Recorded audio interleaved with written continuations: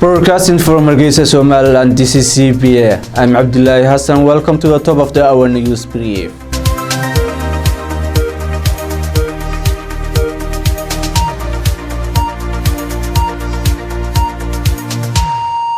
Somaliland has assured its international partners, who are the largest financiers, of the Ministry of Health, Transparency and Accountability in the management of health services in the country. The government has also promised to roll out a universal health care for all its citizens.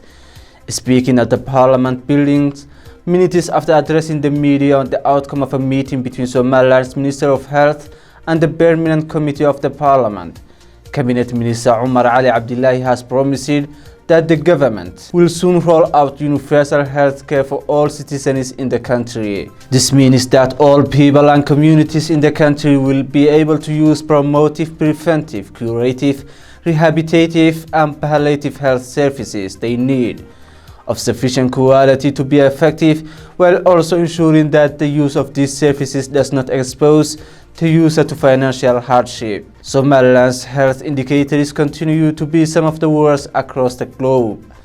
Achieving the tenets of the third Sustainable Development Goal, ensuring healthy lives and promoting well-being for all, is heavily dependent on the effective health management strategies and that which the government has promised.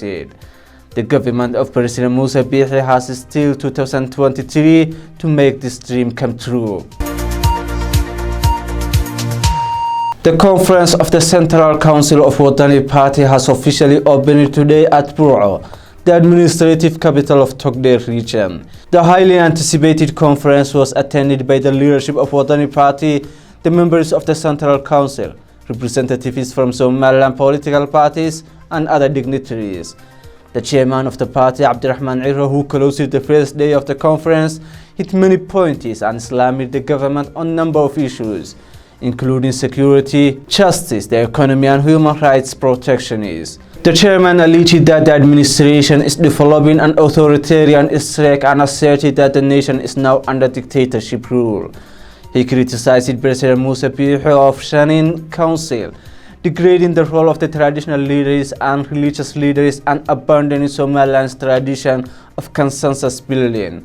About the security situation in the nation, Chairman Abdurrahman Irro has lamented the recurrent and fixed communal strife in Elafwein. He basically accused the government of fueling the conflict. In another subject related to the security, the chairman delivered a passionate belief for peace and strongly opposed the formation of armed dissent groups.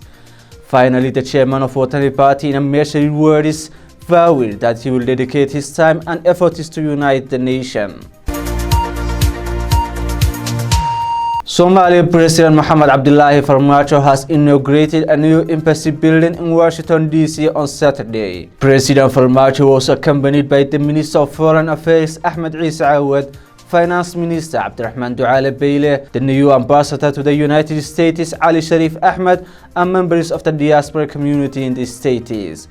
The new building was purchased by the Somali government earlier before its refurbishment as fully-fledged embassy. Finance Minister Abdurrahman Bayle proved that the country bought the new embassy building in Washington, D.C. from Colombia government for $4.3 million at Wyoming Avenue.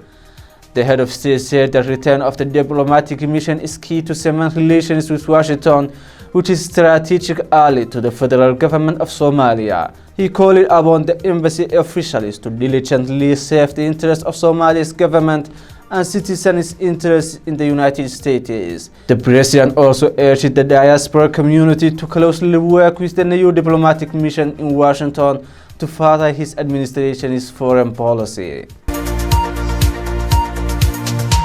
Somalia's peace and human rights activist ELman was nominated and shortlisted for the prestigious Nobel Peace Prize. ELman is the founder of the ELman Peace and Human Rights Center in Somalia, which works with young boys and women who have been radicalized into joining armed militia groups with the aim of saving and rehabilitating them.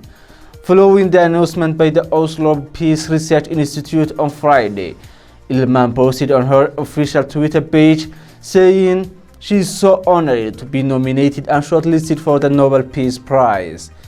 ELman was born in Mogadishu to two parents who were peace activists in their own right, Fartun Adan and ELman Ali. With no signs of the war easing in the early 90s, ELman's mother left with her and her sister and eventually received asylum in Canada some years later. Her father was assassinated for assisting in the rehabilitation of youth co-opted by a war. In 2010, at 19, ELman decided to return to Mogadishu and do what she could do to further messages of peace. Since then, she has led many social programs, particularly those focusing on women's rights in Somalia. Her many accomplishments include founding Somalia's first rape crisis center for survivors of sexual and gender-based violence. In an unprecedented move and on the occasion of World Tourism Day, Saudi Arabia has officially opened its doors to tourists, launching the electronic tourist visa. This step falls in line with the Saudi Vision 2030. Tourism Chief Ahmed Al-Khatib affirmed in a speech during the ceremony held by the Saudi Commission for Tourism and National Heritage at Diriyah, said that the kingdom opens its doors to the world at this historic moment. He added that the foreign investors have so far agreed to invest Saudi Riyal 115 billion, which is equivalent to USD $30 billion in the tourism sector, an indication of the confidence in the Saudi market and its promising opportunities. Since launching Saudi Vision 2030, the kingdom had been marketing itself as a global tourist destination and has inaugurated giant tourism projects and introduced regulations to lure investment in tourism. In that regard, the Saudi cabinet has also approved the general strategy for the development of the national tourism. The tourism chief stated that the target of the latest decision is to receive 100 million visitors annually by 2030, compared to the current 41 million. The government expects that by 2030, the kingdom will rank among the top 5 destinations for tourists with revenues of up to 10% instead of 3% of the national income. Thank you for joining us. That's our news brief for this time. Join Yunus Deco for the full news bulletin later tonight.